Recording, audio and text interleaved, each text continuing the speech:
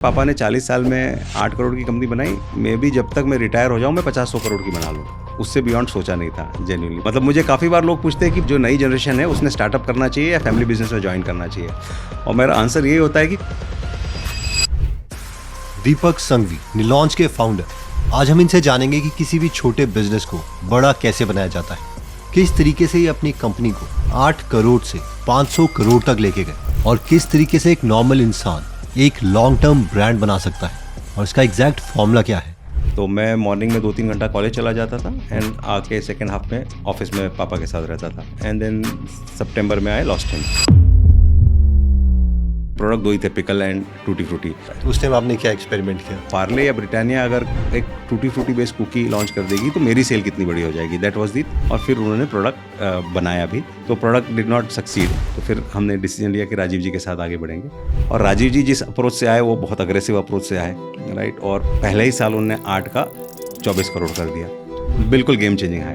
इन्होंने किया क्या था एक साल में? सबसे बड़ी चीज़ जो की ना इन्होंने, तुम हमारे छत्तीसगढ़ के सीईओ हो, तुम हमारे गुजरात के सीईओ, उसके रिलेटेड कंप्लेंट भी आएगी तो उसकी के तरफ ही सब कुछ डायरेक्ट करेंगे। नेक्स्ट लेवल का रिवॉर्ड टीम को देते जाओ कि अब ये कर लोगे तो ये मिल जाएगा, ये कर लोगे तो 1 लाख रुपए की एफडी मिल जाएगी, अब अगले साल ये लाख कर लोगे तो एक गाड़ी मिल जाएगी। ये सिंपल एक एफएमसीजी का एग्जांपल है। सड़क के ऊपर एक पेड़ है और उस पेड़ पे बहुत सारे फल हैं। उस सड़क से लोग जा रहे हैं तो वो कौन से फल तोड़ेंगे? तो जो नीचे वाले हैं। लेकिन लोगों को उतना एफर्ट, पेड़ पे चढ़ना, कांटे लगने का डर होना, वो लोगों के पास नहीं होता। लोग अपने नीचे के फल तोड़ के आगे निकल जाते हैं। तो ऊपर जो चढ़ते हैं वो 2-3 ही लोग चढ़ते हैं जो ब्रांड्स बनाते हैं। लेट्स से कि कोई नया है, घर में मुझे अचार आता है, मेरी दादी माँ का अचार है, अगर उसको खड़ा करना, और इतना बड़ा बिजनेस भी नहीं लेट्स से खड़ा करना, उसको 5-10 करोड़ का बिजनेस खड़ा करना है, तो उसके लिए क्या 4 या 5 चीजें होंगी जो आप उसको? 5-10 करोड़ का बिजनेस खड़ा करना तो बहुत आसान है।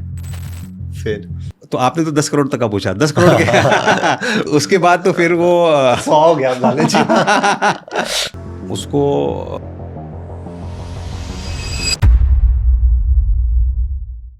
जैसे आपके बिजनेस में फिर भी जैसे डैड थे तो वो बिजनेस में ऑलरेडी थे जी। वो जब अपने बच्चे को एजुकेट करते हैं वो कम्प्लीटली डिफरेंट पर्सपेक्टिव होता है कि यार ये ऐसा है, ये गेम ऐसे खेलना। और एक जो कोई एम्प्लॉई है, जैसे मेरे दोनों पेरेंट्स सरकारी जॉब में थे, तो उनका ये होता है कि बिजनेस क्या करना है, रिस्क है, risk, keep safe, never take risk, तो दिमाग में बार बार डाला जाता है। तो वो क्या चीज़ें हैं जो डाली जाती है या अभी आप कॉन्शियसली डाल रहे होंगे, क्योंकि आजकल हर कोई पेरेंट अपने बच्चे में वो क्वालिटी डाल रहा है या नीचे जाके यहाँ पे जैसे स्टॉल्स लगा जी, इसको खेल गेम को, तो वो क्या क्वालिटीज़ हैं जो आप डालते हैं? जहाँ बिजनेस फैमिली होती है वहाँ लॉट ऑफ पैसिव लर्निंग होती है, क्योंकि बिजनेसमैन रात को 10 बजे तक भी बिजनेस से हटता नहीं है, ऑफ नहीं होता है। तो पापा जब भी घर पे आते थे या मॉर्निंग में 6 बजे से पापा के कॉल चालू हो जाते थे, चाहे सेल्स वाली टीम से बात हो रही है या परचेज वाली टीम से बात हो रही है, अपनी उनकी नोट में पूरी की किससे क्या बात करनी है वो पॉइंट्स लिख लेते थे, और हम बाजू में ही बैठे हुए, बाजू में लेटे हुए, तो क्या बात हो रही है वो सुनेंगे और वो समझेंगे। तो पैसिव लर्निंग तो बिजनेस फैमिली में होती है। उसी प्रकार से मेरे बच्चों ने मुझे देखा है तो पैसिव लर्निंग तो हुई है। हमने सबसे पहले हमारे जनरेशन में, क्योंकि they saw wealth when they were born, I did not see wealth when we were born, right. हमारे पास वही थे कि 8 कपड़े होंगे, 8 शर्ट होंगे, एक खराब होगा जब अगला आएगा, उस तरीके से। अगले जनरेशन में वो वाला काफ़ी बार नहीं रहता है। बट हमने अपने बच्चों को स्कैरसिटी मेंटेलिटी से बड़ा किया। We never gave, even there 1917 उनके पास आज तक, वो भले ही स्कूल की फीस कितनी हो, लेकिन दोनों ओप्पो फ़ोन पे ही है, दोनों के पास एप्पल नहीं है, सैमसंग नहीं है। पहला महंगा फ़ोन, मतलब जो भी लग्जरीज ऑफ लाइफ है वो नहीं जाएंगे, वो आप बाय करोगे। आपके जो एजुकेशन के लिए पेरेंट्स खर्चा कर लेंगे, आपको जहाँ कोर्सेज में भेजना है वहाँ हम कर लेंगे, बट लग्जरीज ऑफ लाइफ की भूख जो है ना, गाड़ी छोटी वाली देंगे, कोई ब्रांडेड गाड़ी नहीं देंगे, तो वो भूख जब तक नहीं रहती कि मुझे करना है, तो भूख हमने इंश्योर करी। दूसरा हमने एक जिसको बोलते हैं रिस्क जो है ना, कि दोनों भाई जब ऑलमोस्ट 7 साल का बड़ा था, छोटा 5 साल का था, हम मॉल जाते थे, हम मॉल में उनको छोड़ देते थे। और हम बोलते थे कि पापा मम्मी 1-1.5 घंटे बाद मतलब शार्प अभी ये टाइम हुआ, इतने बजे यहाँ मिलेंगे। इतने बड़े मॉल में, जहाँ पे मॉल्स तो बहुत बड़े होते हैं, कम से कम 500-1000 दुकान होती है, हम 1.5 घंटा उनको छोड़ के निकल जाते थे।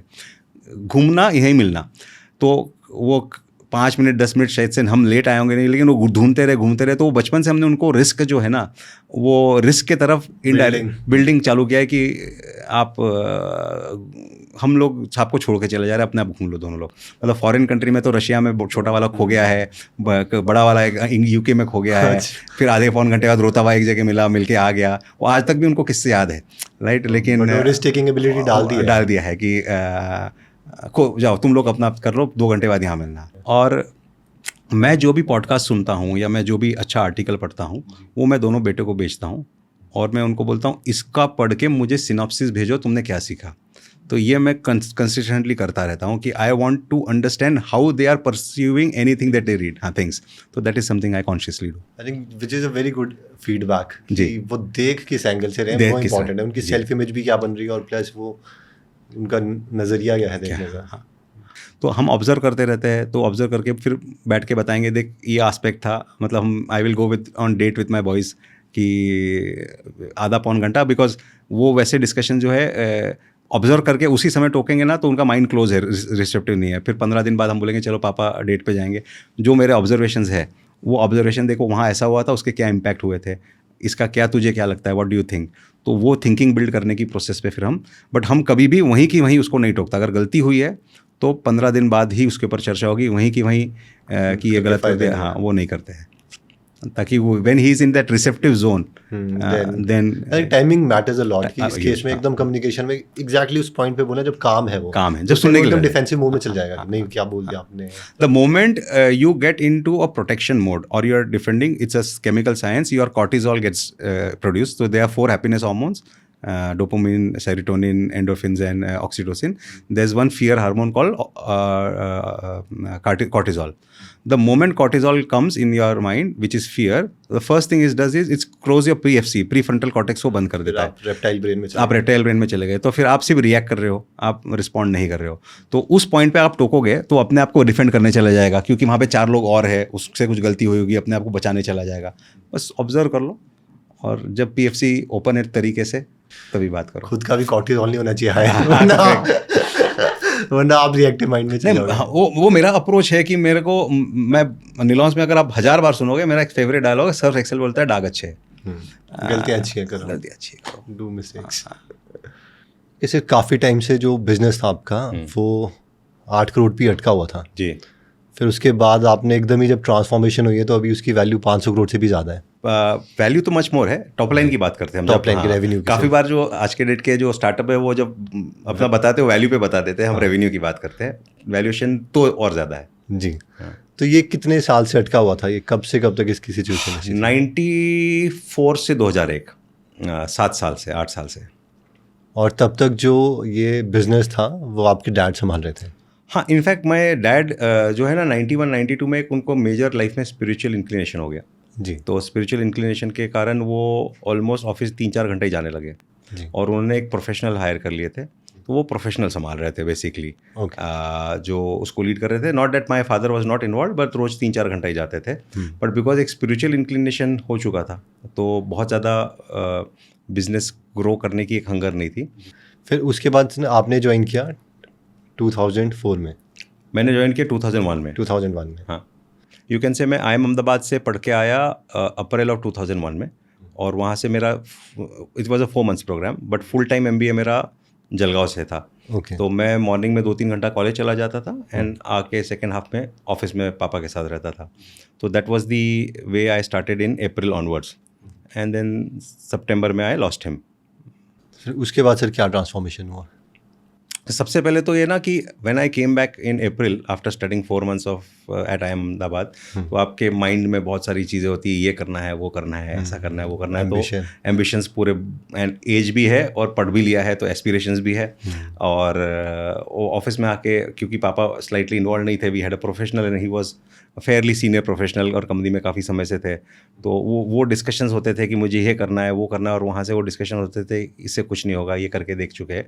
तो वो पहला जो पापा के डेथ के बाद का जो पहला 7-8 महीने का जो या 1 साल का पीरियड था ना, बहुत फ्रस्ट्रेटिंग था, because you want to do something but they are saying कि हमने ट्राई किया हुआ है, नहीं चलता है। तो उसमें अपने तरफ से मैं जो छोटे-छोटे एक्सपेरिमेंट करना था कि हम लोग उस समय बॉम्बे मार्केट सर्व नहीं करते थे, तो मैं बॉम्बे मार्केट खोलूंगा, क्योंकि Bombay market is a large market. Bombay, Delhi, Calcutta, Bangalore, Chennai, कोई भी लार्ज मेट्रो को हमने हाथ नहीं लगाया। नीलॉन बॉम्बे का ही है ना? नहीं, we are based out of Maharashtra Jalgaon, but क्योंकि उस समय तक जब तक फादर के हाथ से कंपनी मेरे पास आई थी, जब तक हम सिर्फ एक अचार बनाते थे कच्ची घानी सरसों तेल का, तो महाराष्ट्र में कच्ची घानी सरसों तेल नहीं खाया जाता है, तो हमारी सेल महाराष्ट्र में ऑलमोस्ट टोटल कंपनी की सेल की ओनली 1% 2% महाराष्ट्र से आती थी, बाकी आउट ऑफ महाराष्ट्र से आती थी। दो the company is based out of Maharashtra. तो उस टाइम आपने क्या एक्सपेरिमेंट किया? बॉम्बे मार्केट स्टार्ट किया, एक एक्सपेरिमेंट ये किया। टूटी फ्रूटी के इंस्टीट्यूशनल बिजनेस थे, जैसे हम लोग मॉन्जिनीस को सप्लाई नहीं करते थे, ब्रिटानिया को सप्लाई नहीं करते थे, हम लोग पार्ले को सप्लाई नहीं करते थे, तो ये नए नए क्लाइंट्स लेके आओ टूटी फ्रूटी के लिए, क्योंकि प्रोडक्ट दो ही थे, पिकल एंड टूटी फ्रूटी। तो एक distribution, we should go to metro, क्योंकि मेट्रो में बड़ा मार्केट होगा। तो starting the metro market was one area that I started working in, जो क्योंकि वहाँ पे किसी को भी होता है ना, हाँ तुम नई टेरिटरी में कुछ कर रहे हो, कर लो, हमारी एग्जिस्टिंग टेरिटरी को डिस्टर्ब मत करो। तो बॉम्बे चलो नई टेरिटरी में कुछ कर सकता हूँ, तो वो स्टार्ट कर लिया, नए क्लाइंट्स ढूंढने चालू कर दिए। That was the first thing that I started to. Bombay के लिए आप नया प्रोडक्ट लेके आए? बॉम्बे के लिए मैं अपने दूसरे प्रोडक्ट, जैसे बॉम्बे में मेरी वर्मिसिली हमारे पास थी, केचप था या वो लेके आया, और पिकल के लिए हमने फिर कॉटन सीड ऑयल का पिकल बनाया, जो महाराष्ट्र में कॉटन सीड ऑयल में पिकल बनता है, या मूंगफली के तेल में, या तिल के तेल में, तो वो वाले पिकल बनाए। मेन पार्ले का बिजनेस क्रैक किया। पार्ले ने बहुत ज़्यादा हमसे टूटी फ्रूटी ली उस प्रोडक्ट लॉन्च के लिए, तो वो एक कॉन्फिडेंस आता है कि हम सही पाथ पे। वो क्या था सर, स्लो मोशन में बताओ, कि क्योंकि एक then you are coming like B2B, right.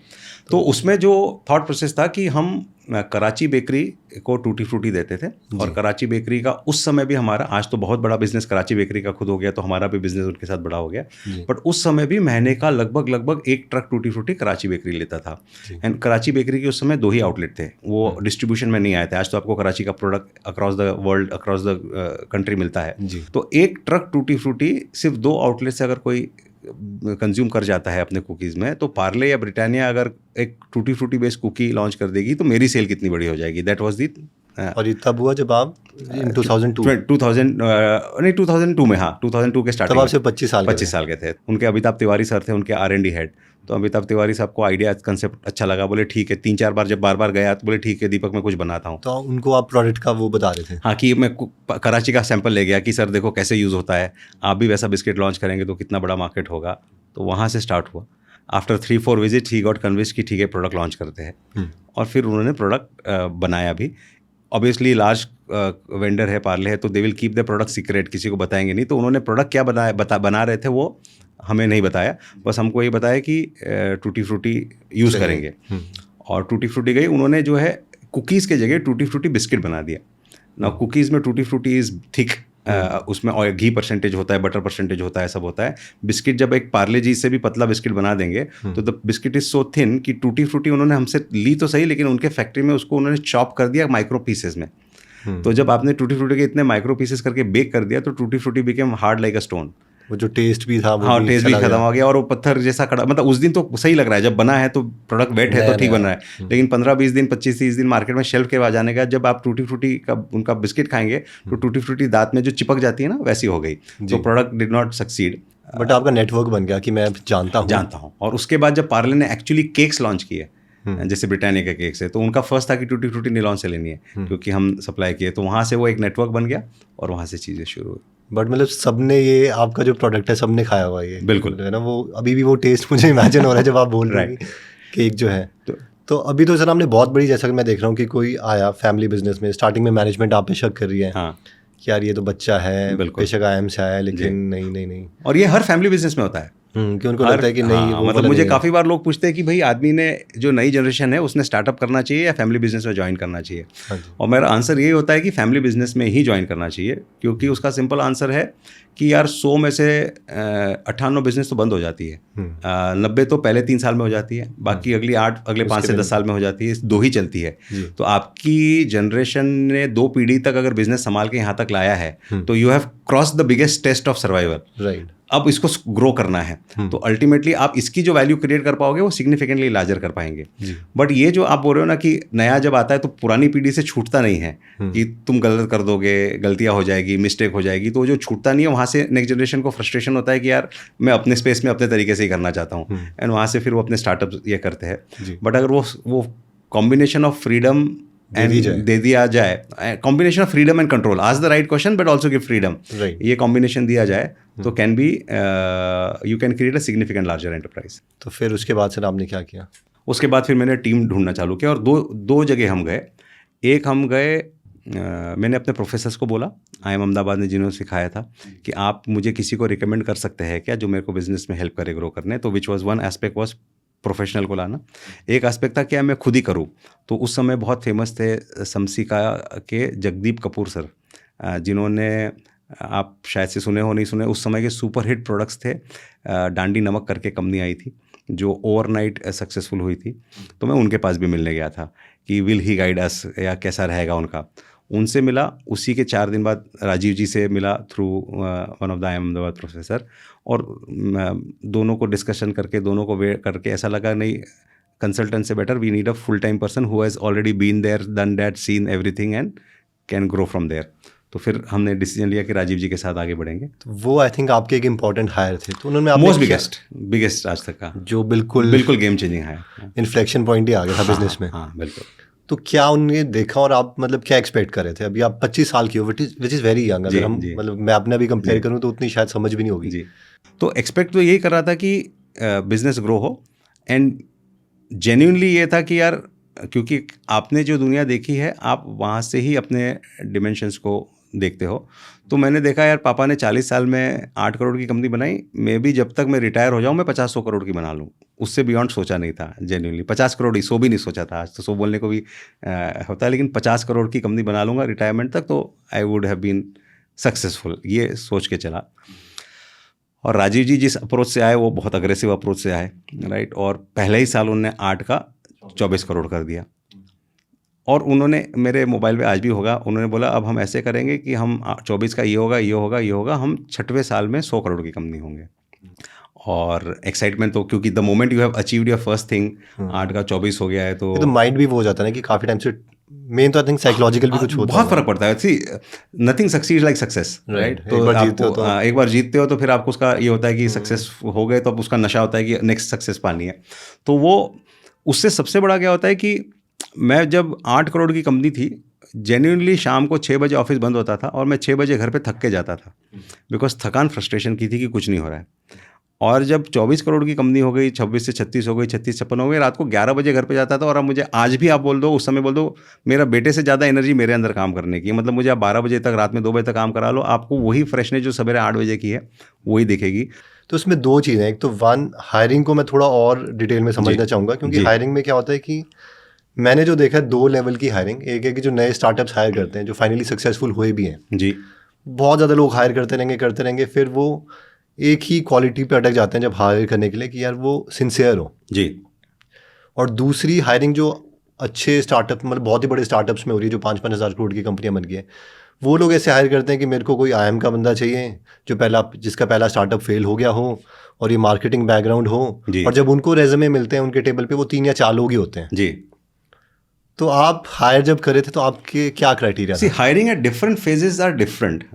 Starting वाले हायर में ना दीवानगियत वाले लोग चाहिए होते हैं। स्टार्टिंग वाले इसमें कि स्टार्टिंग में लॉजिक और डेटा से काम नहीं होता है, मैजिक से, प्योर मैजिक से काम होता है कि आप शिद्दत से बिलीव कर सकते हो कि हो जाएगा। तो शायद से हो भी नहीं, शायद से वहाँ तक पहुँचे भी नहीं, लेकिन एटलीस्ट बिलीफ वहाँ है ना कि हो सकता है। तो वो लोग ही चाहिए होते हैं स्टार्टिंग में। ये सोचे कि आज पैसा नहीं है, कोई दिक्कत नहीं, कहीं से ढूंढ लेंगे। आज ये नहीं है, रिसोर्स नहीं है, मेरा HR वाला छोड़ के गया तो मैं HR का भी मैं ही काम कर लूँगा। आज जेनिटर नहीं है तो साफ सफाई भी मैं ही कर लूँगा, राइट। तो वो जो स्टार्टिंग वाले लोग होते हैं वो शिद्दत वाले होते हैं कि they are behind a purpose, behind a dream. उनको सोना खाना जीना मरना कोई फ़र्क नहीं पड़ता है। तो स्टार्टिंग वाले लोग तो दीवानगियत वाले ही लगते हैं। अच्छे लोग जो होते हैं ना इनिशियल दीवानगियत, are also great storytellers. वो अपनी बातों में आपको जो है कन्विंस कर देते हैं। तो राजीव जी ने तो हमको कन्विंस कर दिया कि आई एम हियर तो आपका तो कर ही दूंगा। तो हम तो उसी के लिए कि कोई आदमी हमको करा दे, क्योंकि एक्सपीरियंस होता ही नहीं, 25-26 साल के थे, कहीं और जॉब भी नहीं करके आए थे। तो कोई ऐसा आदमी है जो बोलता है मैं करा दूंगा और 2-4 जगह करा के आया है, तो लेट अस डू इट। तो मतलब डेटा पॉइंट था कि कराया हुआ है। हाँ बिल्कुल, हमारा भी हो जाएगा। हाँ। और एक हमारे जिन 2 ही प्रोफेसर या 3 प्रोफेसर को बहुत रिस्पेक्ट करता था IIM अहमदाबाद में, उन्होंने बोल दिया, उसमें से एक ने बोल दिया कि मेरे ब्रदर जैसे ही है, आप बिल्कुल इनके साथ, तो उन्होंने बोल दिया तो फिर कोई दिक्कत नहीं है। इन्होंने किया क्या था 1 साल में कि अब वो क्योंकि प्रोडक्ट भी लॉन्च नहीं किया था एग्जैक्टली। सबसे बड़ी चीज़ जो की ना, इन्होंने प्रोडक्ट मार्केट फिट की बात करते हैं हम, मेरा कस्टमर कौन है, अगर मुझे अचार ही बनाना है, यही प्रोडक्ट बनाना है, तो जब मार्केट में गए तो देखा कि यार हम लोग अगर उस समय में कोई अचार 50 रुपये में बेच रहे होंगे किलो का, और मार्केट का लार्ज मार्केट जो रीजनल प्लेयर्स है वो 39, 38, 37 में बेच रहे हैं, तो 50 रुपये में इतनी मार्केट है, तो हम एक और 37, 38 वाला रेंज क्यों नहीं लॉन्च कर सकते? तो एक तो प्रोडक्ट फिट, एक जैसे 5 kg का होटल इंस्टीट्यूशन का अचार है जो बहुत इजीली बिक जाएगा, लेकिन वो हम अगेन वही 119 रुपये में जार दे रहे हैं, और वो जो मार्केट है वो 90 रुपीज़ में दे रहा है। तो पहला एस्पेक्ट तो प्रोडक्ट मार्केट फिट का था कि हमने एक पिकल कैटेगरी में ही वेरिएंट्स लॉन्च किए जो सिर्फ प्राइस के बेसिस पे जो थोड़े मास मार्केट ही वेरिएंट्स हो गए। Second, he travelled a lot, तो मार्केट में जाके डिस्ट्रीब्यूटर से मिलना, डिस्ट्रीब्यूटर को मोटिवेट करना, नेक्स्ट लेवल पे ले जाना, that was very important. Almost 15, 17, 20 दिन, 22 दिन, मतलब एक साल जब ग्रोथ का पीरियड था तो 25 दिन महीने के हिसाब से भी शायद से 7-8 महीना ट्रैवल किए होंगे। तो he travelled a lot, on ground गए। थर्ड है हायरिंग लोगों की जो करी, और उस हायरिंग के लोगों में भी पैशनेट लोगों को लाया और उनको उतना ही पैशन और फ्रीडम दिया। मतलब क्लियर कट ऐसा ही था कि आप हमारे कंपनी के उस एरिया के CEO है, मतलब एक सेल्स हेड है जिसकी तनख्वाह शायद से CTC 2 लाख होगा, या 1 लाख ही होगा, शायद से 1 लाख 1.5 लाख होगा लीडर का, लेकिन उसका रोल है तुम हमारे छत्तीसगढ़ के CEO हो, तुम हमारे गुजरात के CEO हो, तो उसके रिलेटेड कंप्लेंट भी आएगी तो वो कंप्लेंट सुनने से पहले बोलेगा रुको, देख तुम्हारी टेरिटरी आ रही, तुम ऐसे कैसे कर रहे हो, ये कर रहे हो, तो उसकी के तरफ ही सब कुछ डायरेक्ट करेंगे। तो वो फ्रीडम और वो एक फीलिंग कि मैं अपने एरिया का CEO हूँ, उसका जो एक होता है ना, अगर मैं CEO तो सर्वे सर्वा मैं हूँ तो मैं करूँगा। तो ये मेरे ख्याल से लार्जर, ऐसे तो और 25 बिल्डिंग ब्लॉक्स होंगे, लेकिन ये larger building blocks, top weightage वाले ये है। जैसे ये कस्टमर वाला पॉइंट है, आई थिंक ये अभी भी बहुत से लोग कॉन्शियसली फॉलो करते हैं कि कस्टमर के जितने पास रहो, और यही जो बड़ी कंपनीज हो जाती है उसमें कहीं ना कहीं एक ड्रॉबैक भी होता है कि वो जितना बड़ा होते रहते हैं कस्टमर से उतना दूर होते रहते हैं। जी। लेकिन एक अच्छा आई थिंक एक सिस्टम वही है कि जिसमें जो CEO है या जो टॉप मोस्ट मैनेजमेंट है, जहाँ डिसीजन होता है, जहाँ डिसीजन मेकिंग होती है, उन लोगों को कस्टमर जुड़ा हुआ है, बिल्कुल, ताकि वो इंट्यूटिवनेस बढ़ा पाए, फीडबैक लूप जुड़ा हुआ है कहीं ना कहीं। बिल्कुल। ठीक है सर, इसके बाद फिर क्या हुआ? तो this was the first phase. यहाँ से फिर हमने 2008 तक तो कंपनी यही प्रोडक्ट पे बिल्ड करी, मतलब we did not launch any new product. और तब तक हम कितना पहुंच गए? 2008 में वी टच्ड 86 करोड़ रेवेन्यू किए थे, 76 प्रीवियस ईयर में था, ये साल में 86, 10 ही करोड़ का ऐड इसलिए होता because this year we were raising fund, तो फंड रेज में ऑलमोस्ट 4-5 महीने हम दोनों के चले गए थे, तो फोकस मार्केट में नहीं कर पाए थे। फिर 86 से सीधा अगले साल हम लोग 120 पे गए थे, तो then that was a big jump next year. ये जो अगले 5 साल रहे वो उसी 5 साल के उसी प्रोडक्ट के रिपीट वाले ही जर्नी रही कि इसी प्रोडक्ट्स को 2008 तक इन्हीं प्रोडक्ट्स को अब डिस्ट्रीब्यूशन बढ़ाओ, डीपर करो। 2004 में जब राजीव जी आए होंगे शायद से, हम टोटल टीम में 25 लोग थे सेल्स टीम में, और टोटल 10-12 हज़ार आउटलेट पे काम करते थे, तो उसको और देश के 50% स्टेट्स में काम नहीं करते थे, तो 2008 तक हर स्टेट्स तक पहुँचे, शायद से 1 लाख आउटलेट तक पहुँचे, 1-1.25 लाख आउटलेट तक पहुँचे। सेल्स टीम लगभग 200 लोगों की हो गई। तो only once you have crack the code then you are just expanding what you have done and repeating it on a larger scale. Same playbook करते रहो लार्जर स्केल पे करते रहो। तो वही किया, और बस वो नेक्स्ट लेवल का रिवॉर्ड टीम को देते जाओ कि अब ये कर लोगे तो ये मिल जाएगा, ये कर लोगे तो 1 लाख रुपए की FD मिल जाएगी, अब अगले साल ये लाख कर लोगे तो एक गाड़ी मिल जाएगी, तो आपको नेक्स्ट लेवल का रिवॉर्ड देते चले गए।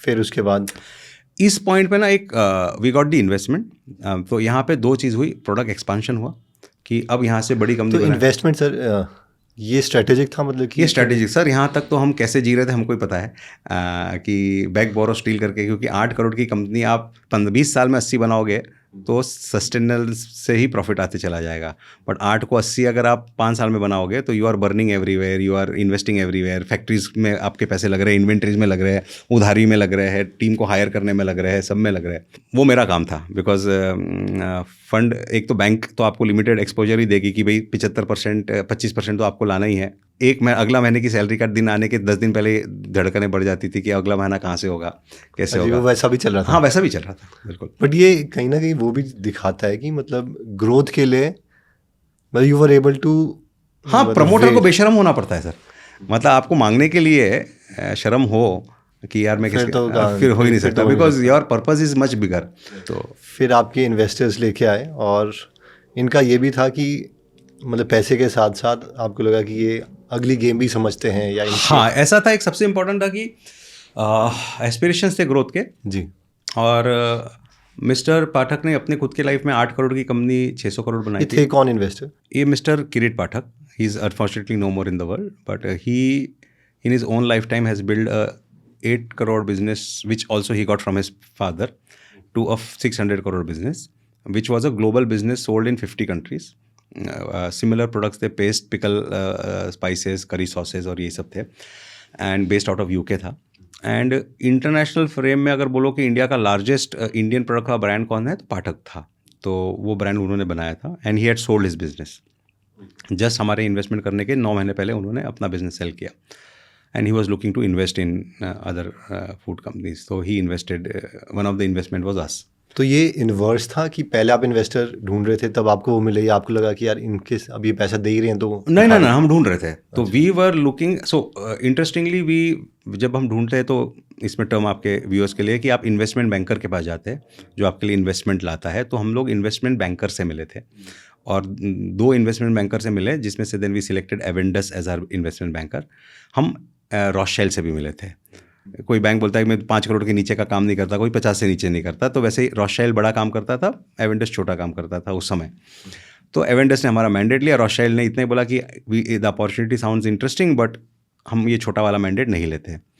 बट क्योंकि वहाँ बड़ा मैंडेट, उन्होंने ऑलरेडी ट्रांजैक्शन 1500 करोड़ की उनके लिए की थी, और उन्होंने उनको जब मैंडेट दिया तो बोले हाँ, वी मेट वन कंपनी, और हमको अच्छी लगी थी, बट हमने मैंडेट नहीं लिया था। तो उन्होंने कॉन्टैक्ट किया, फिर वहाँ से कॉन्टैक्ट किया, फिर we connected them to our bankers, and then the transaction happened. तो फिर जब उन्होंने इन्वेस्टमेंट दे दी, फिर उसके बाद क्या जर्नी रही और उनका क्या रोल रहा? फर्स्ट थिंग उन्होंने हमसे बोला कि मुझे आपको ग्लोबली लेना जाना है, तो वर्ल्ड के बेस्ट प्लांट्स लगाने। वो हमने सुना और वर्ल्ड के बेस्ट प्लांट्स लगाए। अनफॉर्चुनेटली वो ग्लोबली हमें ले नहीं जा पाए, because he continued his non compete with his existing company. तो वो जो उनका एक कमिटमेंट था हमको कि वो हमारे साथ एक ग्लोबल बिजनेस बनाएंगे, उसमें हमको हम कुछ खास नहीं कर पाए। एंड वो एक पॉइंट भी था, अगर हम हिस्ट्री में बोले, कि we invested significant money in capex. जो आज के डेट में अगर मैं बात करूँ तो capex investment is something that you should avoid. अगर there is third party capex available, उसको लेके बिल्ड करना चाहिए। खुद का बहुत सारा पैसा, एफएमसीजी में पैसा फ्रंट एंड में बनता है, बैक एंड में कम बनता है। तो बट वो हमारा एक इन्वेस्टमेंट हुआ। प्लस उन्होंने कहा कि ब्रांड बिल्डिंग हम कर रहे थे, तो उन्होंने ये ज़रूर कहा था, आज भी मुझे स्टेटमेंट याद है, Deepak and Rajiv, brand building is a one way street. You can not start and stop in 2 years, you have to do it consistently for 10 years। ये शायद से हमने 2 साल ब्रांड बिल्डिंग करके रुक गए। आज अगर उस समय 10 साल ब्रांड बिल्ड कर लिया होता, तो the company would have been surely 1500-2000 crore plus. तो एक ये लर्निंग है पास्ट की। बट सेकेंड, उसका अगर रूट कॉज देखें तो इतना बड़ा केपेक्स में इन्वेस्टमेंट हो गया, और उसके हिसाब से जो कमिटेड बिजनेसेस थे वो बिजनेस आए नहीं। तो व्हेन द कंपनी देन को पैसा काटना होता है कि खर्चे कहाँ काटने हैं, तो सबसे पहला खर्चा जो है मार्केटिंग से कटता है, कि सबसे ज़्यादा स्पेंड वहाँ हो रहा है। हाँ, सबसे ज़्यादा स्पेंड वहाँ हो रहा होता है, और मार्केटिंग का इमीडिएट टेंजिबल रिजल्ट नहीं दिखता है। सेल्स का टेंजिबल रिजल्ट दिखता है, ऑपरेशंस का टेंजिबल रिजल्ट दिखता है, मार्केटिंग का टेंजिबल इमीडिएट रिजल्ट नहीं दिखता है। तो मार्केटिंग के 2 एस्पेक्ट होते हैं, एक marketing which is creating demand, एक है branding which is creating value. तो मार्केटिंग तो वैल्यू एज इन, मार्केटिंग जो होता है वो आपकी डिमांड क्रिएट करता है, ट्रायल जनरेट कराता है, लोगो को बोलता है कि आके खरीदो, देख लो। ब्रांडिंग बोलता है कि मैं ये प्रोडक्ट यूज़ करूँगा तो ये दूसरे से बेहतर है। ये जैसे पोजिशनिंग ऑफ द ब्रांड जो है, positioning of the brand comes from branding. तो पोजिशनिंग जो है ब्रांडिंग से बनती है, जहाँ से आपको प्रीमियम मिलता है, कि जिसको हम बोलते हैं कि पुल। कस्टमर आके बोलेगा मुझे यही चाहिए, भले ही दूसरे पे by one get one offer चल रही है, फिर भी मुझे यही चाहिए क्योंकि मुझे ये पसंद है। That comes from branding. जैसे बार बार आप उसके दिमाग में डालें। हाँ, जैसे अगर हम एग्जांपल अगर ले, एक इनडायरेक्टली वोडाफोन तो आज नहीं है, लेकिन वोडाफोन का पहले वो ऐड था डॉग वाला, राइट। और वो ऐड उस समय इंडिया की बिगेस्ट, एयरटेल से भी बड़ी कंपनी वोडाफोन थी, और वो कंटिन्यूसली कि जहाँ जहाँ आप जाओगे वहाँ डॉग जाएगा, राइट। तो मेरा नेटवर्क इतना बड़ा है, आप जहाँ जहाँ जाओगे डॉग का साथ एक एसोसिएट करा दिया कि माइंड में कि जहाँ आप जाओगे वहाँ नेटवर्क जाएगा, जहाँ वहाँ जाओगे वो नेटवर्क जाएगा, right. That was the thought process. एक आमिर खान की पुरानी ऐड थी, ठंडा मतलब कोका कोला। तो आदमी इंडिया में जाके कोल्ड ड्रिंक नहीं मानता था, आदमी बोलता था ठंडा दे। मतलब वो ये नहीं बोलता था, ब्रांड नहीं मांगता था, वो बोलता था ठंडा दे। और दुकानदार के पास जो ठंडा होता था वो उसको दे देता था, पेप्सी हो, थम्स अप हो, कोका कोला हो, क्योंकि आदमी की आदत थी ठंडा मांगना। तो उन्होंने ठंडा को कोका कोला के साथ एसोसिएट किया कि आप ठंडा मतलब कोका कोला, तो दुकानदार के माइंड में भी कि ठंडा माला मांगा तो कोका कोला देना है, और ये भी ठंडा मांग रहा है तो कोका कोला ही मांग रहा है। तो that is kind of creating a brand in the mind कि ठंडा मतलब Coca Cola, you are creating a position in the mind. So that was the tag line जिसको हम ब्रांडिंग बोलते हैं। You are creating a position in a mind for certain things, certain word, certain imagery, certain things that you are looking at. पहले एक बार story continue करते हैं, फिर मैं इसके बारे में और एक दो क्वेश्चंस हैं। ठीक है। कि अभी आपने इन्वेस्टमेंट ले ली, केपेक्स कर लिया, मशीनरी वगैरह खरीद ली जी, फिर क्या हुआ 126 करोड़ के बाद? उसके बाद सर वो कंपनी पहुंची 200 करोड़ तक 2012 तक। लेकिन क्योंकि आपने केपेक्स कर लिया था 125 करोड़ का, 110-120 करोड़ रुपए का केपेक्स कर लिया था, इसका मतलब आपने 400 करोड़ की कंपनी बन जाना था। लेकिन उस लेवल तक कंपनी बनी नहीं, बिकॉज आपने इतने पैसे लगा दिए। बट जो हमको ग्लोबली जाना था, पाठक जी का इन्वॉल्वमेंट होकर हमको 50-100 करोड़ का ग्लोबल बिजनेस भी लाना था, वो कुछ आया नहीं। 2012 में फिर हुआ कि यार इतनी फैक्ट्री लगा गई थी, उतना धंधा नहीं आया, इतनी इन्वेस्टमेंट्स कर दी, उतना बिजनेस नहीं आ रहा है। So that was the time where we said okay now we need to come back and make the company more profitable, more growth oriented. तो यहाँ पे हमारा B2B से B2C की तरफ की जर्नी हुई कि B2B में पैसा उतना नहीं मिलेगा, लेकिन B2C में पैसा बेटर मिलेगा, ब्रांड बेटर बनेगा। तो यहाँ से हमने B2C की जर्नी को और फर्दर बिल्ड करना चालू किया। तो इसमें क्या हुआ कि पहले आई थिंक आप डिस्ट्रीब्यूटर्स पे ज़्यादा फोकस थे। हाँ, यहाँ और हमारा 5 kg का पिकल बिक जाए, धंधा आ जाए, 5 kg का अचार आ जाए, 20 kg की मैक्रोनी बिक जाए, बस धंधा चाहिए, टॉप लाइन चाहिए। तो अभी भी राजीव जी आपके साथ थे? राजीव जी 2021 तक साथ थे। तो जैसे मैं ये समझाऊँ कि जैसे 2012 तक, उससे पहले जो मेन चेंजेस आए वो ये थे कि वो डिस्ट्रीब्यूटर्स को, जो बेचना वाला इंसान है रादर देन जो खरीदने वाला है जी, उस पर ज़्यादा फोकस जी, है कि उसको गिफ्ट दो, इंसेंटिव रखो, जी, वो जाके वो बस पुश कर रहा है कि तू जा और रख के आ। जी। लेकिन इसके बाद अब आप consumer, but at the same time वो कंज्यूमर को भी समझ ही रहे थे। कंज्यूमर को तो समझ ही रहे थे, बट एक डिफरेंस अगर हम समझे कि सड़क है, सड़क के ऊपर एक पेड़ है और उस पेड़ पे बहुत सारे फल है, राइट। आप ये मान सकते हैं 33% फल नीचे है, 33% बीच में है, 33% ऊपर है। 600 फल है, 200 बीच नीचे, 200 बीच में, 200 ऊपर है। उस सड़क से लोग जा रहे हैं तो वो कौन से फल तोड़ेंगे? तो जो नीचे वाले हैं, तो लो हैंगिंग फ्रूट तोड़ेंगे, राइट। तो 50 लोगों में जो सवेरे घर से जल्दी निकला उसने 8 तोड़ लिए, जो थोड़ा लेट निकला उसको 1-2 मिल गया, लेकिन सबको कुछ ना कुछ फल मिल रहा है। लेकिन ऊपर भी 400 फल है, लेकिन लोगों को उतना एफर्ट, पेड़ पे चढ़ना और पेड़ पे चढ़ के एक एक फल को तोड़ना, कांटे लगने का डर होना, ये सब जो उसका पेशेंस होना, वो लोगों के पास नहीं होता है। लोग अपने नीचे के फल तोड़ के आगे निकल जाते हैं। तो ऊपर जो चढ़ते हैं वो 2-3 ही लोग चढ़ते हैं, जो ब्रांड्स बनाते हैं, जो रियल सस्टेनेबल ग्रोथ कैटेगरीज बनाते हैं, राइट। तो ये सिंपल एक FMCG का एग्जांपल है। तो जो डिस्ट्रीब्यूटर ड्रिवन जो बिजनेस है वो क्या करेंगे कि जो आउटलेट में उधारी नहीं है, जो पैसा इमीडिएटली दे देता है, जहाँ 50-50, 100-100 रुपये की डिलीवरी नहीं करना है, 500-1000 रुपये की डिलीवरी करनी है, कॉस्ट ऑफ डिलीवरी पोसा जाती है। तो वो डिस्ट्रीब्यूटर ड्रिवन ग्रोथ जब जाएंगे तो आपको ये लोअर हैंगिंग फ्रूट फटाफट मिलते चले जाएंगे। But India is a market of 1 crore outlets.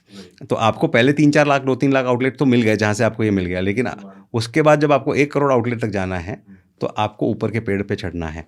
That's where the science comes in. That's where जो हम FMCG में 2 वर्ड होते हैं, न्यूमेरिकल डिस्ट्रीब्यूशन एक होता है और एक वेटेड एवरेज डिस्ट्रीब्यूशन होता है। तो ये एक्सप्लेन कर भी देता हूँ इसका मतलब क्या है। न्यूमेरिकल डिस्ट्रीब्यूशन मतलब मेरे 100 आउटलेट में से कितने आउटलेट में मेरा माल अवेलेबल है, उसको न्यूमेरिकल डिस्ट्रीब्यूशन बोलते हैं। कि मैं अगर सिर्फ पिकल कैटेगरी की बात करूँ तो मेरा पिकल कैटेगरी में 100 आउटलेट में से कितने आउटलेट में डिस्ट्रीब्यूशन अवेलेबल, इसको न्यूमेरिकल डिस्ट्रीब्यूशन बोलेंगे। वेटेड एवरेज डिस्ट्रीब्यूशन मतलब 100 आउटलेट है, लेकिन ये 40 आउटलेट में से 70% सेल आती है क्योंकि ये बड़े आउटलेट है। तो वो 70% जहाँ मेजर अचार बिकता है वहाँ मेरा कितना अवेलेबल है, तो वेटेड एवरेज। तो जो इनिशियल जर्नी होती है कंपनी की ग्रोथ की, वो वेटेड एवरेज डिस्ट्रीब्यूशन की होती है कि जहाँ ज़्यादा बिकता है वहाँ से ले लो। नेक्स्ट ग्रोथ जो होता है वो होता है वेटेड एवरेज डिस्ट्रीब्यूशन से, ऐसा न्यूमेरिकल डिस्ट्रीब्यूशन से, कि मुझे हर आउटलेट तक पहुँचना है।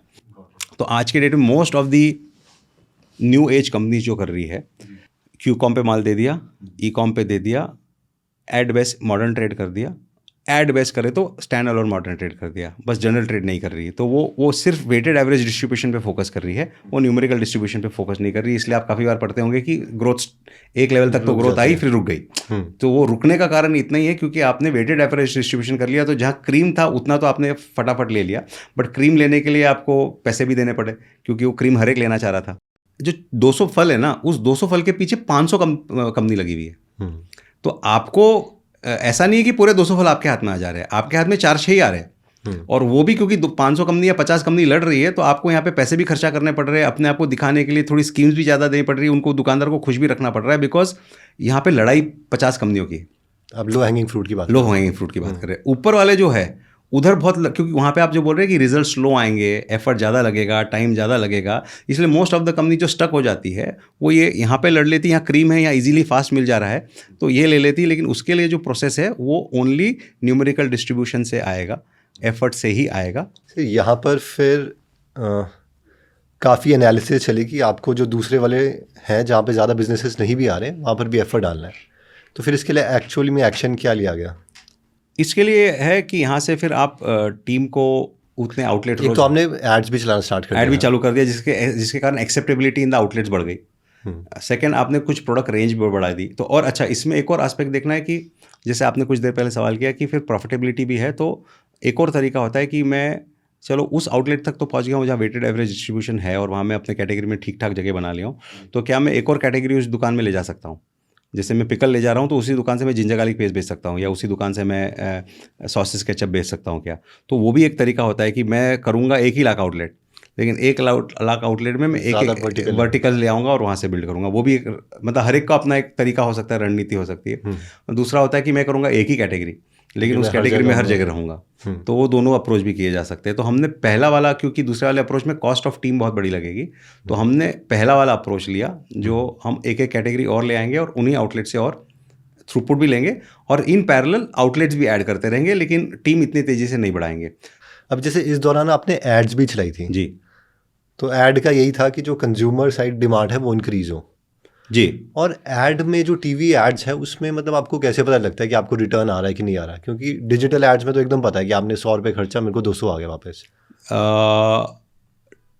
सो 50% of advertising is waste, which 50% you don't know, जो कहावत है। तो आप कर रहे हो लेकिन लेकिन नेशनल स्केल पे ऐड करने का एक सबसे बड़ा फ़ायदा जो होता है कि जब मोमेंट ऐड चलने लगती है ना, तो आपका जो ट्रेड है, जो दुकानदार है, वो माल स्टॉक करने के लिए ओपन हो जाते हैं। जब आपका बंदा जाके बोलता है कि टीवी पे ऐड आ रही है और वो खुद भी अपनी दुकान में बैठे हुए टीवी चल रही है उसमें ऐड देखता है, तो और अगर एडवर्टाइजमेंट अच्छी बनी है तो उसको लगता है अच्छी ऐड बनी है, प्रोडक्ट बिकने वाला है, तो वो स्टॉक करने लग जाता है। तो फर्स्ट सिग्नल एडवांटेज है कि आपके आउटलेट कवरेज बढ़ने लग जाते हैं, आपके प्रोडक्टिव कॉस्ट बढ़ने लग जाते हैं, आपके जो आउटलेट्स ने माल नहीं रखा था वो रखने चालू हो जाते हैं, तो एटलीस्ट एक लेवल का बिजनेस आने लगता है। बट अगर आपने 2-3 महीना ही ऐड लगा के चालू करके स्टॉप कर दिया, उसके प्रोडक्ट से ऑफटेक नहीं हुआ, क्योंकि कंज्यूमर जब तक 17 से 18 बार तक रिपीटेड ऐड नहीं देखेगा, वो जब तक कॉल टू एक्शन नहीं लेगा, वो बार बार देखते रहेगा, बोले चलो जाके ट्राई करता हूँ। तो हमने 2 साल तक ऐड चलाई, तो उस समय 11 करोड़ की ऐड चलाई, तो आज की मतलब वो लगभग 50-70 करोड़ की ऐड हो गई होगी। तो 11 करोड़ की ऐड हमने जब चलाई, जिसका कारण जो है कि जो 86 करोड़ का नंबर बताया था, 86 जो है 2 साल में 120 एंड 172, तो वो नंबर ऑलमोस्ट 2 साल में दुगना हुआ, 86 से 172 गया। और उसके बाद फिर आपने बंद कर दी क्योंकि हमारा केपेक्स में इतने इन्वेस्टमेंट हो चुके थे कि फंड्स टाइट हो चुके थे, रीपेमेंट्स ऑफ द बैंक चालू हो चुकी थी। केपेक्स में टिपिकली आपका बैंक जो है आपको 1 साल का कूलिंग पीरियड देता है कि आप सिर्फ इंटरेस्ट पे करो, प्रिंसिपल पे नहीं करो, लेकिन 1 साल बाद जब प्रिंसिपल पेमेंट्स भी वो सब आती है तो एक stress on the cash flow आया, and the first thing to cut was marketing, so we cut on marketing. And I think ये सबसे बड़ी गलती होती है, ये सबसे बड़ी गलती होती है कि आप सेल और मार्केटिंग का पैसा काट देते हो। हाँ, सबसे बड़ी इंजन को हटा देते, फ्यूल को हटा देते। हाँ जी। तो अब जो नेक्स्ट ग्रोथ है वो कहाँ से आएगी आपको लग रहा है? सर, नेक्स्ट ग्रोथ जो आएगी वो दोनों से आएगी, तीनों चीज़ से आएगी जो हम बोल रहे हैं कि एक तो विड्थ, डेप्थ, वेलोसिटी में बात करता हूँ हमेशा। आप कितने दुकानों पे अवेलेबल हो, वो एक जर्नी है। आप उस दुकान में कितनी रेंज को सेल कर रहे हो, वहाँ से आएगी। दुकान जब मैं बोलता हूँ तो मैं चैनल भी बोलता हूँ कि मैं ब्लिंकिट में हूँ, आज अब उसमें भी अब आज जो हो गया, सपोज ब्लिंकिट के इंडिया में 700 डार्क स्टोर्स है, तो क्या मेरा प्रोडक्ट ऑल 700 में रखा गया है या 300 में रखा गया है, तो वो विड्थ हो गया। मैं जितने ज़्यादा दुकान में रहूँगा तो that's the distribution channel. Depth is कितनी रेंज है। अब ब्लिंकिट में मेरे 2 ही अचार रखे गए या अचार और जिंजी का 8 अचार रखे गए, प्लस अचार प्लस सॉसेज भी रखा गया है, या दुकान पे रेंज कितनी अवेलेबल है।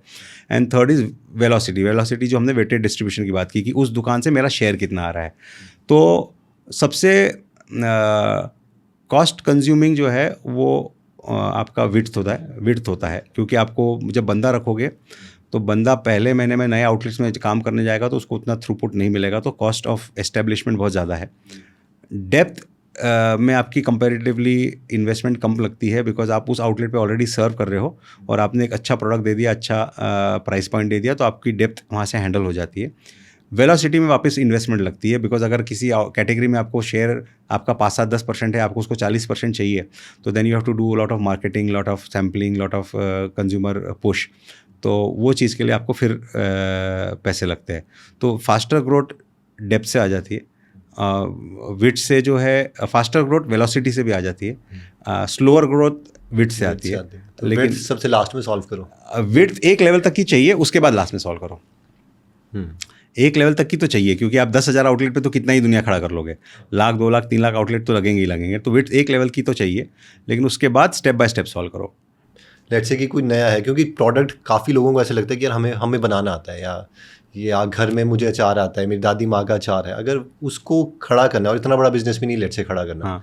उसको 5-10 करोड़ का बिजनेस खड़ा करना है एनुअली, तो उसके लिए क्या 4 या 5 चीज़ें होंगी जो आप उसको 5-10 करोड़ का बिजनेस खड़ा करना तो बहुत आसान है। उसको अगेन बहुत ज़्यादा घाई नहीं करनी है। आपने चैनल पकड़नी है, कौन सी चैनल है। जैसे कुछ लोगों से मैं आता हूँ, उन्होंने अपना अचार का बिज़नेस, जैसे अभी काफ़ी लोग रीच आउट करते हैं, अचार का बिज़नेस बनाया है। अचार का बिज़नेस वो ओनली अपने वेबसाइट से बेच रहे, मोस्टली D2C से, और एक 7 करोड़ की सेल आ गई है।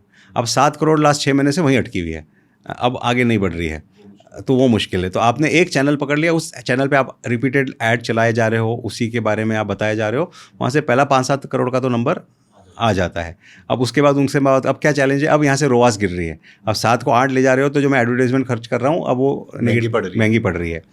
5-7 करोड़, 10 करोड़ तक चैलेंजिंग नहीं है। 10 करोड़ के बियॉन्ड, 10 करोड़ के लिए आपको पहला घर की पूंजी 50 लाख जैसी चाहिए है, उस पूंजी के बिना 10 करोड़ नहीं होगा। क्या 2 लाख की पूंजी है तो शायद से 20-25 लाख का ही बिजनेस होगा, 10 करोड़ का नहीं होगा।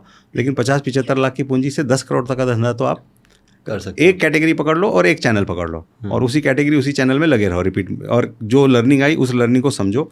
मेरा कस्टमर ने ये ऐड देख के बाय, जैसे मैं अपने खुद के अभी कुछ हम लोग ये पर्सनल ब्रांडिंग के लिए जैसे पॉडकास्ट की रील डलेगी, तो देखता हूँ कोई रील 4 लाख जाती है, कोई 10,000 जाती है, तो उसमें 4 लाख जाने में क्या हुक था, क्या चीज़ लोगों को समझ में आई, वैसी बात करते रहोगे, वही चीज़ करते रहोगे, तो आपका फॉलोअर बेस बढ़ेगा। फर्स्ट स्टेप ये 1 चैनल 1 प्रोडक्ट, बस उसमें लर्निंग करो, रिपीट करते रहो, लर्निंग एंड रिपीट। फिर तो आपने तो 10 करोड़ तक का पूछा, 10 करोड़ के उसके बाद तो फिर वो 100 हो गया लालच। तो 10 के बाद जब वो नेक्स्ट करना है, तो आपके पास चॉइस है कि मोर चैनल्स, आपके पास है सेम चैनल मोर प्रोडक्ट, फिर गेम चलती रहेगी, और इवेंचुअली फिर वो जो हमने बात करी वो तो वही चलती रहेगी। बट उसके लिए ना, जो मेरा जो लर्निंग है, सबसे इम्पोर्टेंट पेशेंस है, क्योंकि पहला 7-8-10 करोड़ तो आ जाता है, उसके बाद 10 से 20 जाने में वो गेम चलती इतनी तेजी से नहीं है जितनी वो सोच रहा होता है कि अब आ क्यों नहीं रहा। हाँ, क्योंकि उसको 10 करोड़ की गेम का इतना तेजी का मजा आया है कि अब वो उस तेजी से नहीं आ रही है, और वहाँ पे फ्रस्ट्रेशन होता है। फ्रस्ट्रेशन से आदमी ओवर एक्सपेरिमेंट करता है, ओवर बर्न करता है, ओवर बर्न करने के बाद बोलता है मैं तो पहले ही अच्छा था, और काफ़ी बार बियॉन्ड खर्चा कर देता है, तो जो पहला 10 करोड़ का धंधा है वो भी बंद हो जाता है। जैसे अभी एंटरप्रेन्योरियल जर्नी में क्या होता है कि बहुत से लोगों को कहीं बहुत ज़्यादा स्ट्रेस हो जाता है, क्योंकि वो जब तक कैश फ्लो नहीं आ रहा होता तो वो शायद वो कॉन्फिडेंस नहीं आता, या कहीं ग्रोथ की वजह से वैसा हो जाता है। तो वो कैसे मैनेज करते हो आप, और वो कैसे कर सकते हैं? 2 प्रकार के गेम होते हैं जीवन में, एक फाइनाइट गेम और एक इनफाइनाइट गेम। फाइनाइट गेम जिसको बोलते हैं हम क्रिकेट, फुटबॉल, उस गेम की खासियत ये है कि आप आउट हो गए तो कोई बात नहीं, अगले दिन फिर एक और गेम खेलेंगे। तो फाइनाइट गेम में आउट हो जाने की कोई दिक्कत नहीं है, हारने का कोई दिक्कत नहीं, क्योंकि अगले दिन गेम फिर से 0 से शुरू होने वाली है। इन्फिनाइट गेम की भी वही कहानी है कि इतना लंबा चलने वाला है कि आज का स्ट्रेस से क्या लेना देना, क्योंकि ये तो अगले 50 साल की जर्नी है। Business is a infinite game, वो 50 साल 100 साल की जर्नी है। तो आप एक दिन का स्ट्रेस लेके, क्योंकि ये स्ट्रेस तो हर दिन आने ही वाला है, लेकिन दोनों ही चीज़ में मैंने एक शब्द का इस्तेमाल किया, गेम। अगर आप उसको गेम की तरह खेलोगे तो स्ट्रेस नहीं आएगा, क्योंकि फाइनाइट गेम ये बोलता है कल वापस 0 से खेलने मिलेगा। इनफाइनाइट गेम बोलता है कि 50 साल का गेम है, एक दिन से क्या होना है। तो route is it's a game, it's a play. इसका वो है कि कितना रिस्क भी, कितना ही बड़ा रिस्क है, ये भी आई थिंक ये थिंकिंग मॉडल भी थोड़ा काम करता है। हाँ, कि वर्स्ट क्या हो जाएगा, हाँ, तो इससे बुरा क्या हो सकता है। मतलब हम तो ये बार बार मैंने लाइफ में मल्टीपल बोला, इससे इतना लो लेके गया मैं तो। इनफैक्ट काफ़ी बार अपने आप को एक मजाकिया एग्जांपल देता हूँ कि मैंने बचपन में सुना था ओशो रजनीश में कि महावीर जी भगवान या जीसस की जब डेथ हुई तो उनको इतना पेन क्यों दिया गया, तो उनके हाथ में कीले डाले गए, महावीर भगवान के कान में कीले, उनके पैरों में कीले डाले गए। तो ओशो जी का जवाब था, किसी ने सवाल पूछा था, बोले जब किसी के को मोक्ष प्राप्ति होनी होती है तो उनके जितने भी जन्मों के गलत कर्म है वो सारे कर्म को काटना ज़रूरी होता है, तभी मोक्ष प्राप्ति होगी। तो इतना इंटेंस पेन दिया जाता है, इतना इंटेंसिटी से लिया जाता है ताकि मल्टीपल ईयर्स के जो कर्म है वो कट जाए। तो मैं अपने आप को ये समझाता हूँ, जब बहुत बुरा फेज़ आता है तो मैं सोचता हूँ हाँ बहुत बड़ा बिलियनर बनना है, बहुत आगे जाना है, तो सारे पाप इकट्ठे ढुल रहे हैं, वो धुल जाएंगे तो यहाँ से अच्छा ही होगा। तो माइंड को मैं अपना वो एग्जाम्पल देता हूँ कि हाँ इंटेंसिटी आई है, मतलब इंटेंसिटी से ऊपर जाने की तैयारी हो रही है। Very good example. तो ये तरीका है। ठीक है, thank you so much sir for sharing everything open heartedly. My pleasure. I hope सबने बहुत कुछ लर्न किया होगा। आप हेल्प भी कर रहे हो काफ़ी लोगों को, तो उसके बारे में थोड़ा ब्रीफ कर पाए। See every age and stage of life में आदमी एक नेक्स्ट लेवल के अपने हैप्पीनेस को ढूंढता है या अपने लाइफ के पर्पस को ढूंढता है। तो मुझे over a period of time ये जर्नी जो मेरी गई, और मेरी जर्नी में एक यूनिकनेस ये, हम लोग इसकी बात की, मेरे अपने फिटनेस बिजनेस भी है, क्योंकि ये बिज़नेस तो फिर भी 8 करोड़ का था, तो ये स्टार्टअप नहीं था, इसको हम स्केल अप बिज़नेस बोलेंगे। तो स्केल अप की मिस्टेक्स अलग होती है, स्टार्टअप की मिस्टेक अलग होती है। तो मैंने एक फिटनेस बिज़नेस भी चालू किया जहाँ भी मैंने हज़ारों मिस्टेक्स की। तो वो 2 पैराडाइम्स को समझ के जो आया हूँ, तो वहाँ से यही मेरा ही स्टेटमेंट है ये, लेकिन मुझे ये स्टेटमेंट में बहुत पावर दिखती है कि growth comes step by step. Growth में आप अगले फ्लोर पे एक सीढ़ी एट अ टाइम जाते हो, फेलियर में आप लिफ्ट से एक फ्लोर एट अ टाइम नीचे आते हो। तो और मोस्ट ऑफ द स्टार्टअप्स जो हम बोलते हैं 100 में से 98 कंपनी फेल हो जाती है, उसका सबसे बड़ा रीज़न ये है कि वो कुछ कॉल्स डिसीजंस ऐसे ले लेते हैं जो एक फ्लोर एट अ टाइम नीचे आ जाते हैं, और एक की जगह 2 फ्लोर आ गए तो कंपनी बंद हो जाती है। तो I want to be that person who helps in increasing the gross national positive production rather than negative production, right. Which means let entrepreneurs make less mistake, right. With what I have learned through. So तो मैं अपना खुद का एक FMCG का course चालू करना चाहूँगा, जिसके ऊपर काम चालू किया है। People will learn a lot. मैं बोलने वाला बुक भी you should write. How to build successful FMCG business. उसका एक कोर्स चालू करना चाहूँगा, which will be a paid course, but that is what I am starting to by March उसको लेके आने का सोच रहा हूँ। उसी के थ्रू जो अच्छे बिजनेसेस मुझे लगते हैं उनको फिर 1-on-1 मेंटरिंग करके उनको हमारा जो डिस्ट्रीब्यूशन नेटवर्क है, जो स्ट्रेंथ है, उसके साथ कैसे कपल अप करके एक 50-100 करोड़ के धंधे, कम से कम ऐसा है, एक नंबर सुनने के लिए अच्छा लगता है, 100 कंपनी 100 करोड़ की बनानी है, तो 100 करोड़ की 100 कंपनियाँ बनानी है अगले 7 साल में। एक ये ड्रीम, और मेरा मानना है कि आप इन कंपनीज में इन्वेस्ट करोगे प्लस अपना, हाँ मैं इन्वेस्ट करूंगा या इन्वेस्टर ले आऊँगा साथ में जो हमारे सर्कल्स में है, प्लस अपने एक्सपीरियंस से लेके उनको ग्रो करूंगा, और जो हमारी एफर्ट है उसका एक्सपेक्टिविटी का पोर्शन लेंगे। लेकिन 100 करोड़ की 100 कंपनी बनाना, ऐसा यूनिवर्स में थॉट डाल दिया है, तो अब यूनिवर्स तो फिर हो जाता है, तो यूनिवर्स उस दिशा में अब लेके जाएगा। ठीक है sir, all the best. Thank you so much. Thank you, lovely.